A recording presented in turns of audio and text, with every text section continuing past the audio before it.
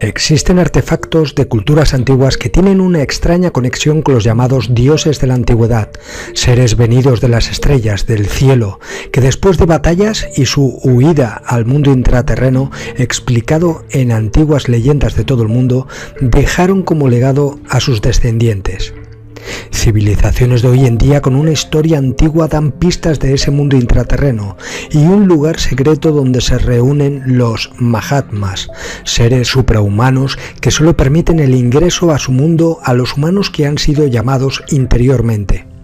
En Oriente es donde existen mayores referencias al reino subterráneo. Es según las leyendas tibetanas en el desierto del Gobi, en Mongolia, donde se estableció el primer centro físico de la Hermandad Blanca, llamada así por el nivel elevado y de pureza de las entidades que componen dicha hermandad o grupo de seres que la constituyen, seres que se refugiaron en el interior del planeta y en realidades paralelas o dimensiones después de un conflicto ocurrido y del diluvio creado para destruir a los rebeldes y que protegen a la humanidad. Este lugar es conocido desde la antigüedad con el nombre de Shambhala, ciudad principal del entramado intraterrestre de Agartha, llamado también el Centro Supremo de los Maestros Invisibles. Diversos exploradores han buscado Shambhala en el desierto del Gobi o en los Himalayas, y aunque no todos tuvieron éxito en dar con su paradero, hallaron indicios de su función y de los seres que la habitan. Una de las experiencias más conocidas de la búsqueda de Shambhala es la de Nikolás Roerich, explorador y artista ruso que emprendió en los años 20 una expedición al Tíbet y al Asia Central. Allí, según dijo, fue invitado a conocer el reino subterráneo por sus habitantes. En 1926, Roerich contempló en pleno día un objeto dorado, como si fuese una esfera, reflejando la luz del sol surcando los cielos de la cadena montañosa del Himalaya. Los lamas que lo acompañaban sin sorpresa alguna frente a este hecho extraordinario aseguraron que se trataba de un signo de Shambhala. Los componentes del grupo de la luz, aquellos que están trabajando para ascender la vibración del planeta y la humanidad, vigilan y observan las proximidades de los accesos a la Tierra interna y rastrean el nivel vibracional de aquellos que se acercan lo suficiente. También vigilan que ningún ser oscuro o rastreadores se acerquen para atrapar a sus habitantes. Para ello disponen de tecnología, tanto de invisibilidad, que hacen invisibles los accesos o túneles como barreras de energía electromagnética, y rayos mortales que se activan ante la presencia oscura de los componentes de la Corporación Arconte que se dedican a rastrear el planeta para apoderarse de tecnología y rastros que conduzcan a revelar el auténtico pasado del planeta. Roerich dijo que iba en busca de la Torre del Rey, presuntamente ubicada en pleno centro de Shambhala. Dijo que el verdadero motivo de su viaje era el de devolver una extraña piedra llamada la piedra de Chintamani a la torre, la cual, cuentan, permanece encendida eternamente por una luz procedente de otro mundo o de otra dimensión. Antiguas historias cuentan que la piedra de Chintamani era parte de un objeto mucho mayor que se dice llegó del cielo y que ese objeto está escondido en algún lugar del desierto del Gobi. Se dice que esa piedra tiene propiedades místicas, como ser capaz de activar la telepatía y otros poderes sobrenaturales o efectuar una transformación de la consciencia a las personas que tan solo estén en contacto con ella. Se dice que la Chintamani es una de las 4 reliquias que estaban dentro de un cofre que durante el reinado de la Todori Nyangchen del Tíbet cayó del cielo. Entre los 4 elementos había una piedra de poderes inimaginables que, según los mensajes del mundo intraterreno, provenían de Orión. La misma es custodiada por los habitantes del ultramundo y solo es sacada al exterior cuando se presentan eventos especiales de conciencia y espiritualidad. Roerich no solo lo sabía, sino que supuestamente había entrado en contacto con ella. En la piedra, según Roerich, yace la siguiente inscripción, traducida del sánscrito: a través de las estrellas he venido, traigo el cáliz cubierto con el escudo. Roerich también habló de la energía Brill, una energía de radiación verde brillante que, según decía, emite un cristal con poderes que protegen los intraterrenos y que estaba relacionada con la sobrenatural piedra de Chintamani. extrañamente muy similar a los Girku descritos por Anton Parks y a la kriptonita de Superman. ¿Casualidad o ya sabían de esto? Pero hay más similitudes con ese cristal en otros relatos antiguos. Por ejemplo, en los mitos andinos tienen conocimiento del diluvio y afirman que los dioses, presentes ya en aquellas tierras, fueron los que ayudaron a repoblar el continente a los pocos supervivientes que quedaron en las altas cimas de las montañas. Estas leyendas hablan con toda claridad de nuevos desembarcos con posterioridad al diluvio. El primero, o al menos el más memorable de todos ellos, fue el que dirigiera un líder llamado Naimlab. Dirigió a su pueblo a través del Pacífico en una flota de barcos guiado por un gran ídolo, una piedra verde a través del cual el gran dios impartía instrucciones. Hablaba a través de esta piedra, tanto de navegación como de otros tipos. El desembarco se produjo en el punto en donde el continente sudamericano se introduce más en el Océano Pacífico, en lo que ahora llamamos Cabo Santa Elena, en Ecuador. Tras el desembarco, el gran dios, hablando aún a través de la piedra verde, instruyó al pueblo en la agricultura, la construcción de viviendas y diversas artesanías. Según la leyenda, Naimlab y su gente estaban bien familiarizados con el calendario y daban culto a un panteón de 12 dioses. Se adentraron en el continente hasta donde se encuentra en la actualidad Quito, la capital de Ecuador, y allí construyeron 2 templos, uno frente al otro, uno dedicado al sol y el otro a la luna. A tierras del sureste de México llegó un hombre blanco llamado Botán, como el dios germano Botán. Este dios decía venir de un lugar llamado Balún Botán. Después de civilizar a los indios, subió al cielo para hablar con los hombres serpiente, sus compañeros. Estos hombres serpientes viajaban en el cielo en unas serpientes de metal. Botán, a su regreso, formó un imperio que se extendió desde Chiapas hasta Nicaragua y Honduras. Fundó las ciudades de Nacam, Palenque, Compantli o Copán. Botán enseñó a los indios que existían vastos subterráneos habitados por los hombres serpiente, el mundo intraterreno.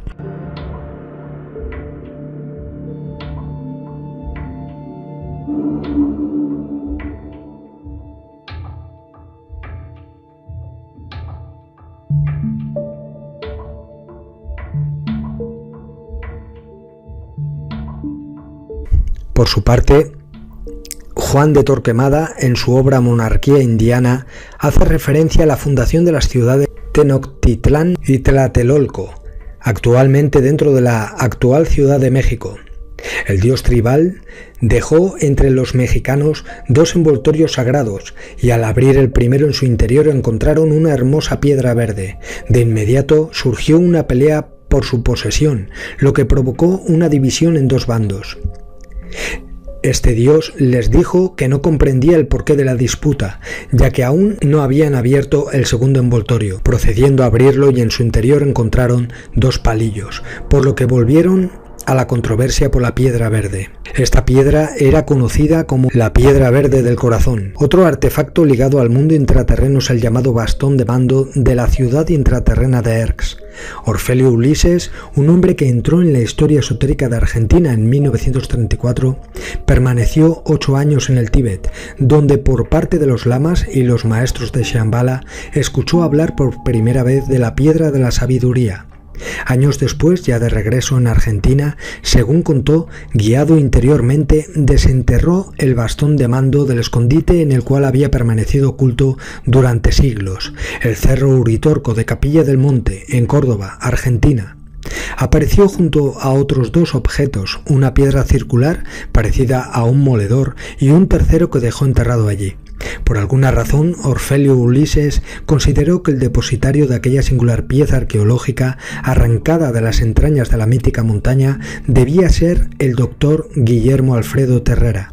Guillermo Terrera sostenía que el bastón fue construido por el dios nórdico Botán, asociado a Odín, dios de la magia, sabiduría, poesía, conocimiento, como también de la guerra. Odín, el mismo dios nórdico que, según dice, al llegar a Sudamérica, cambió su nombre a Botán.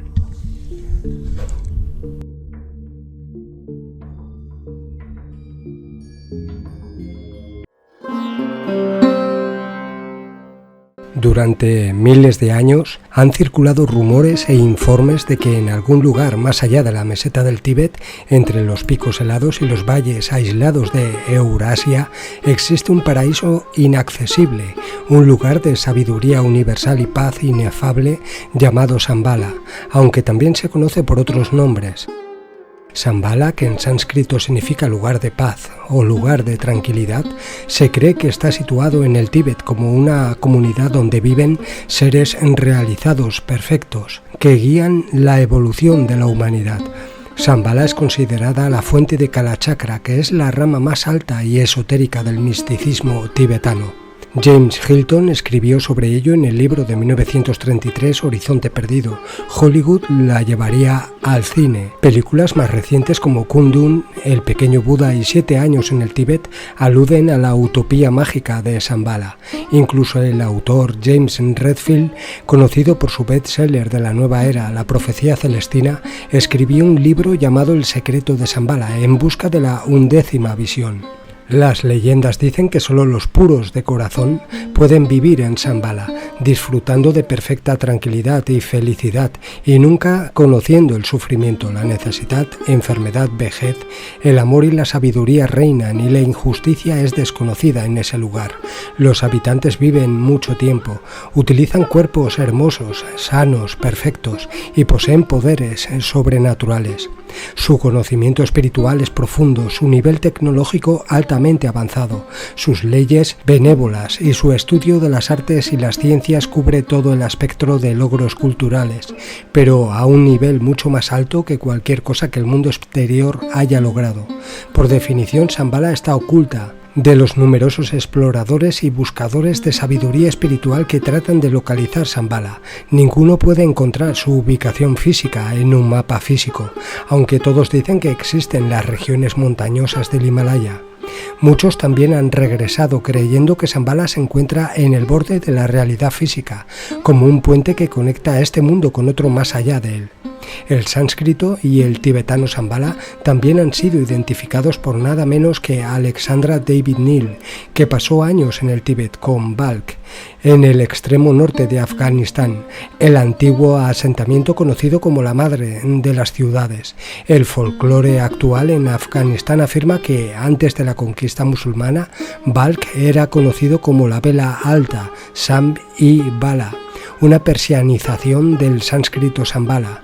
Los lamas tibetanos pasan gran parte de sus vidas en desarrollo espiritual antes de intentar el viaje a Shambhala. Tal vez deliberadamente los guías de Shambhala describen la ruta en términos tan vagos que solo aquellos ya iniciados en las enseñanzas de Kalachakra pueden comprenderlos. Edwin Vernon, en El camino de Shambhala, dice lo siguiente: a medida que el viajero se acerca al reino, sus direcciones se vuelven cada vez más místicas y difíciles de correlacionar con el mundo físico.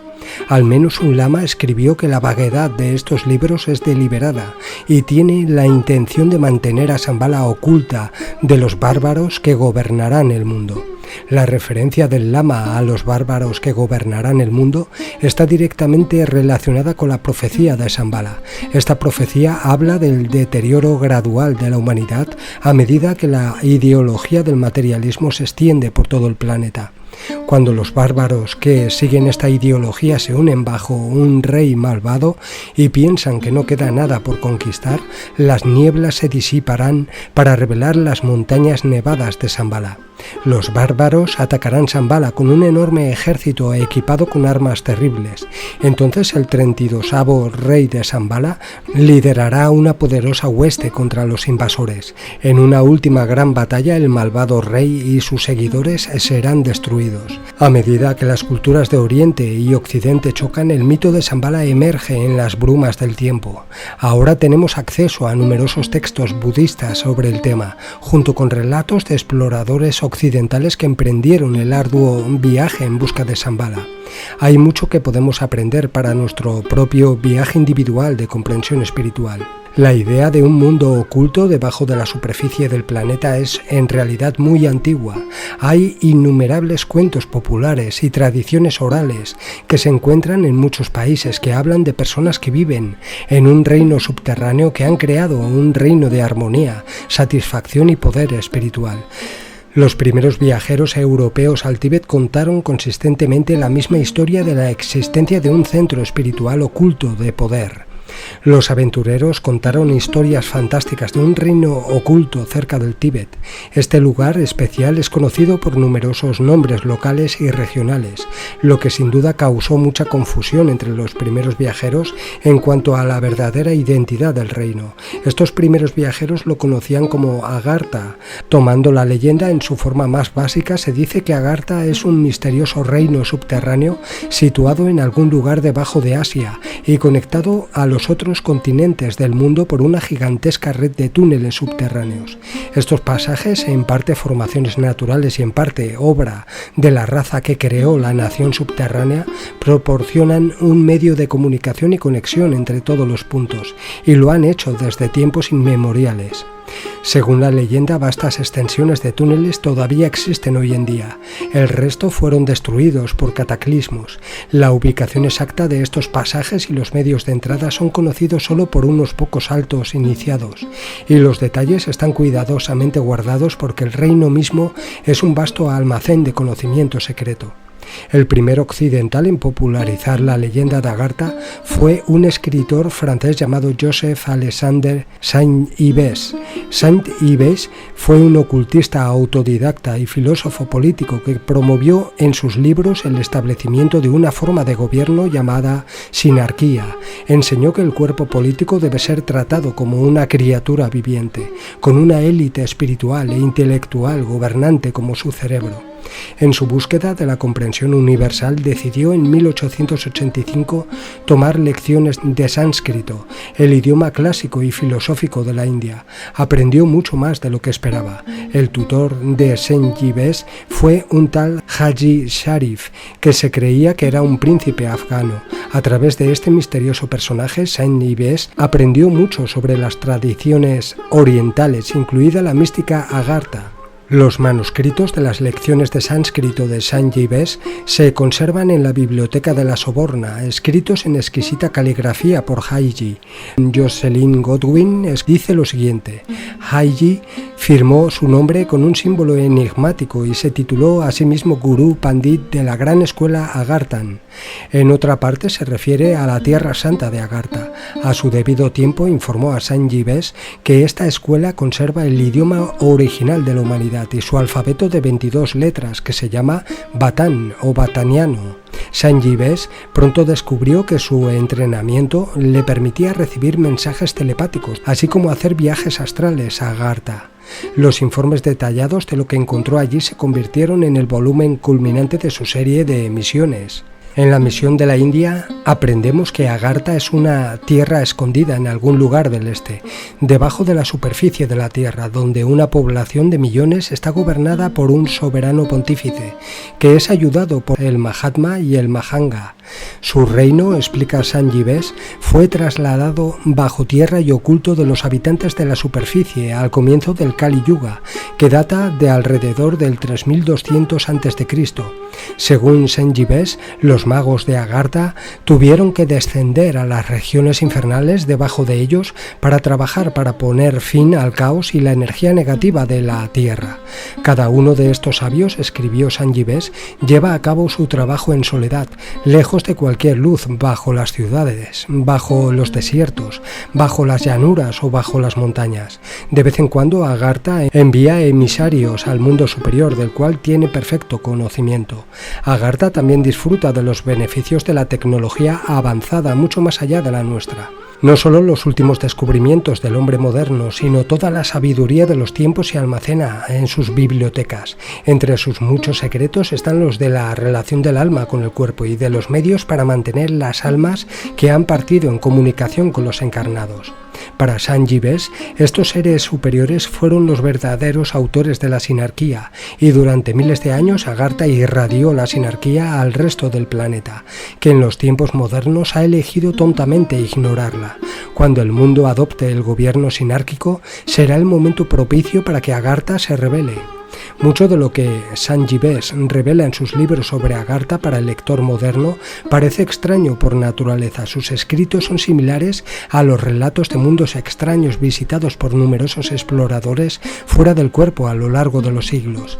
Después de su propia investigación de Sanji Bes, el respetado historiador de esoterismo Jocelyn Godwin escribió lo siguiente: creo que Sanji Bes vio lo que describió y que no se le consideraba en lo más mínimo que estuviera escribiendo ficción o derivando algo de nadie más. La prueba está en su absoluta seriedad de carácter y en las publicaciones y correspondencia del resto de su vida que toman Agartha por realidades incuestionables.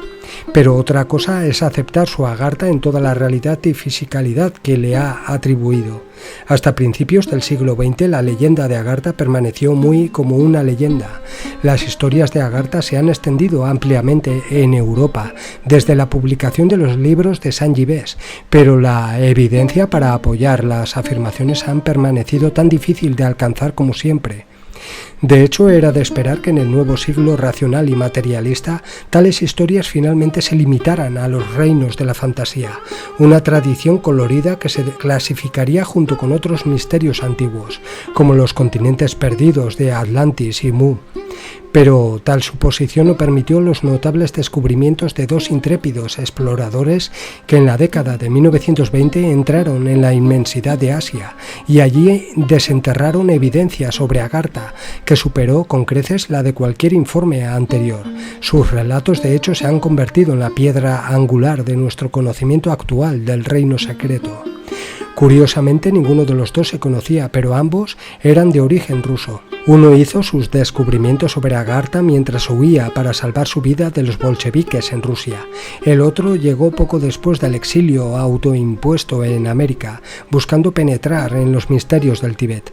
Sus nombres son Ferdinand Ossendowski y Nicolás Roerich.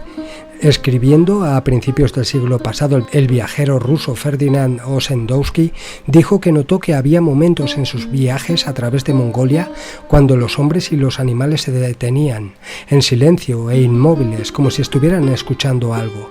Los rebaños de caballos y ovejas y ganado permanecían fijos, en una posición de dirección o agachados cerca del suelo. Los pájaros no volaban, las marmotas no corrían y los perros no ladraban. La tierra y el cielo dejaron de respirar. El viento no soplaba y el sol no se movía. Todos los seres vivos, con temor y reverencia, fueron involuntariamente arrojados a la oración y a esperar a su destino. Y dijo lo siguiente: así ha sido siempre, explicó un viajero pastor y cazador mongol, cada vez que el rey del mundo en su palacio subterráneo reza y busca el destino de todos los pueblos de la tierra, porque en Agartha, dijo, viven los gobernantes invisibles de todo el pueblo piadoso, el rey del mundo o Brahma, que puede hablar con Dios como yo te hablo a ti. Y sus dos asistentes, Mahatma, conociendo los propósitos de los eventos futuros, y Mahinga, gobernando las causas de esos eventos. Él conoce todas las fuerzas del mundo y lee todas las almas de la humanidad y el gran libro de su destino. Ferdinand Ossendowski, un científico polaco que pasó la mayor parte de su vida en Rusia, estaba tan intrigado por las leyendas y el ocultismo como por la política. Mientras huía a través de Mongolia misteriosa, la tierra de los demonios, a menudo se detenía para hablar con monjes y lamas budistas sobre las tradiciones asociadas con lagos, cuevas y monasterios. Había una historia que dijo que había encontrado en toda Eurasia. Lo llamó el reino de Agartha, considerándolo nada menos que el misterio de los misterios. El conocimiento de Ossendowski del reino oculto se produjo después de caer en compañía de un destacado colega de habla rusa, un sacerdote llamado Tusegón Lama, que también había huido de la Revolución Rusa y podía reclamar amistad personal con el Dalai Lama, entonces el gobernante supremo del Tíbet. Fue de Tusegón Lama que Ossendowski escuchó las primeras pistas sobre Agartha y se inspiró para investigar las historias y en última instancia producir el primer informe moderno detallado sobre el reino subterráneo. Llamó a este informe Bestias, Hombres y Dioses, y ahora es un libro raro y muy buscado. Durante el viaje, Tusegón Lama le contó a Ossendowski sobre los poderes milagrosos de los monjes tibetanos y del Dalai Lama en particular, poderes dijo que los extranjeros apenas podían comenzar a apreciar, y después le dijo: pero también hay un hombre aún más poderoso y santo, el rey del mundo en Agartha. En este punto, según el relato de Ossendowski, el lama no esperó para responder a las preguntas, sino que partió en su caballo. El pobre ruso se paró en el polvo que se asentó con una serie de preguntas arremolinadas que pasaban por su cabeza. Tuvo que esperar varios meses antes de comenzar a obtener respuestas a estas preguntas. Más tarde, otro tibetano llamado príncipe Chultun Beyli le dijo a Ossendowski que hace 60.000 años un hombre santo había llevado a una tribu de sus seguidores a emigrar a las profundidades de la tierra.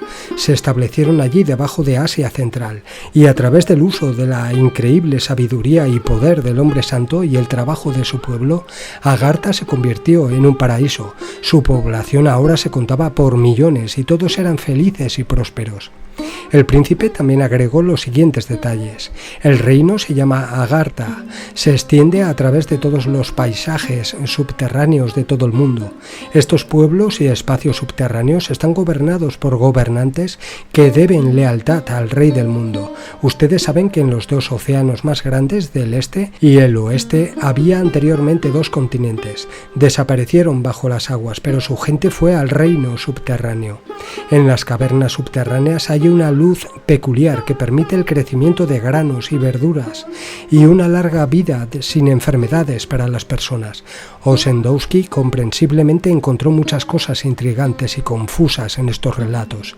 Sin embargo, estaba convencido de que había encontrado algo más que una leyenda, o incluso un ejemplo de hipnosis o visión de masas, sino más probablemente una poderosa fuerza de algún tipo, evidentemente capaz de influir en el curso de la vida en el planeta Tierra. Curiosamente, Ossendowski informa que los enormes poderes que la gente de Agartha creía que controlaban podrían utilizarse para destruir áreas enteras del planeta, pero también podrían aprovecharse como un medio de propulsión de los vehículos de transporte más increíbles. Se ha sugerido que esto podría ser una predicción de la energía nuclear y de los platillos volantes. Su libro, Bestias, Hombres y Dioses, fue, por supuesto, publicado en 1922, mucho antes de que se discutieran tales temas. Ossendowski cierra su libro con la profecía del rey del mundo, en la que se afirma que el materialismo devastará la tierra, terribles batallas envolverán a las naciones del mundo, y en el clímax del derramamiento de sangre en 2029, la gente de Agartha emergerá de su mundo cavernoso. Sería fácil descartar Agartha o Shambhala como pura fantasía, si no fuera por un explorador muy confiable que buscó, encontró y regresó para contarnos algo sobre sus experiencias. Nicholas Roerich fue un artista, poeta, escritor, místico y miembro distinguido de la Sociedad Teosófica, nacido en Rusia. Dirigió una expedición a través del desierto del Gobi a la cordillera de Altai de 1923 a 1928, un viaje que cubrió 15.500 millas a través de 35 de los pasos de montaña más altos del planeta, como dice Victoria Lepage en su libro Shambhala. Roerich era un hombre de credenciales indiscutibles, un famoso colaborador de la consagración de la primavera de Stravinsky, colega del empresario Diaghilev y un miembro muy talentoso y respetado de la Sociedad de las Naciones. También fue influyente en la administración de Franklin Roosevelt en los Estados Unidos y fue la fuerza clave detrás de la colocación del gran sello de los Estados Unidos en el billete del dólar. Nicholas Roerich fue expuesto por primera vez al budismo y escuchó hablar de Shambhala en San Petersburgo, en Rusia, durante su participación en la construcción del templo budista bajo la guía del lama Akban Dorjiev.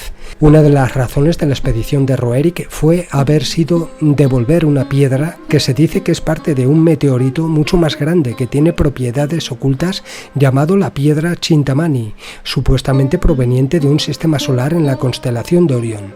La piedra, dice Lepage, fue capaz de dar una guía interna telepática y efectuar una transformación de la conciencia para aquellos en contacto con ella. Según la leyenda, un fragmento de esta piedra Chintamani se envía para ayudar a establecer misiones espirituales vitales para la humanidad y se devuelve cuando se completan las misiones a su legítimo hogar en la Torre del Rey en el centro de Shambhala. Se decía que tal piedra estaba en posesión de la fallida Sociedad de Naciones y su devolución fue confiada a Nicolás Roerich, aunque no se sabe si pudo devolver el fragmento o no. Su expedición ayudó a aquellos que creían que Shambhala era más que un mito. Roerich creía en la unidad trascendental de las religiones, en la noción de que un día el budista, el musulmán, el brahman, el judío y el cristiano se darían cuenta de que sus dogmas separados eran cáscaras que oscurecían el núcleo de la verdad interior. Todas sus obras abrazaban la creencia de que todas las religiones esperaban una nueva era en la que esta cáscara de dogma sería arrancada. La humanidad dejaría de lado sus discordias y todos se reunirían en un paraíso de fraternidad universal. Su símbolo para el paraíso venidero era Shambhala. Roerich mantuvo un diario durante el viaje y mientras estaba en Mongolia señaló que la creencia en la inminencia de la era de Shambhala era muy fuerte. En su libro Corazón de Asia, Roerich describe sus observaciones científicas y su búsqueda espiritual personal. Aunque estaba listo para escuchar historias de ciudades subterráneas como parte de la aventura, su principal interés se centró en la dinámica espiritual de Shambhala y su importancia como símbolo de la próxima era de paz e iluminación. Esta mezcla de lo científico y lo espiritual también está presente en los cientos de pinturas que Roerich realizó a lo largo de la expedición.